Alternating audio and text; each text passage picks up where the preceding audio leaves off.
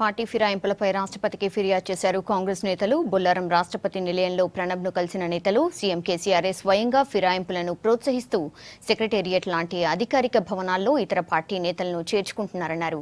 ప్రణబ్ను కలిసిన వారిలో మాజీ ఎంపీలు వివేక్, పొన్నం, బలరాం నాయక్, సురేష్ షెట్కర్, కోమటిరెడ్డి రాజగోపాల్, ఎంపీ గుత్తా ఉన్నారు.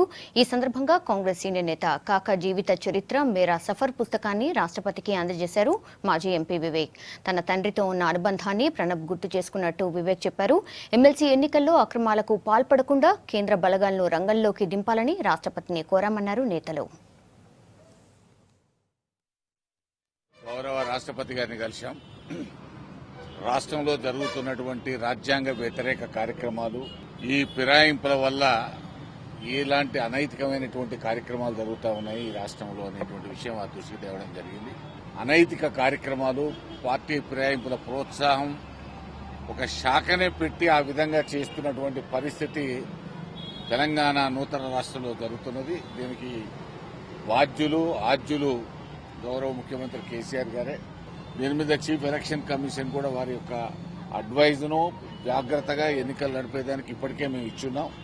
ఆ విషయాలన్నీ గౌరవ రాష్ట్రపతి గారి దృష్టికి తీసుకెళ్లడం జరిగింది. ప్రస్తుతం రాష్ట్రంలో గాని దేశవ్యాప్తంగా జరుగుతున్నటువంటి పార్టీ ఫిరాయింపులు రాజ్యాంగంలో ఉన్నటువంటి 10వ షెడ్యూల్కు వ్యతిరేకంగా జరుగుతున్నప్పుడు దాని రాజ్యాంగాన్ని రక్షించండి.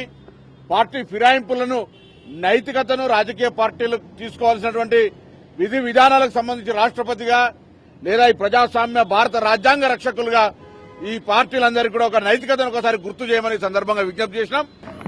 రాష్ట్రపతి గారు మా నాన్నగారు చనిపోయిన సందర్భంలో వారప్పుడు ఉత్తరం రాసి వారు సానుభూతి తెలపడం జరిగింది. రేపు ఒక ఫస్ట్ డెత్ యానివర్సరీ అవుతుందని సందర్భంలో వారు ఆశ్చర్యపడిపోయారు. చాలా తొందరగా ఓ సంవత్సరం అయింది.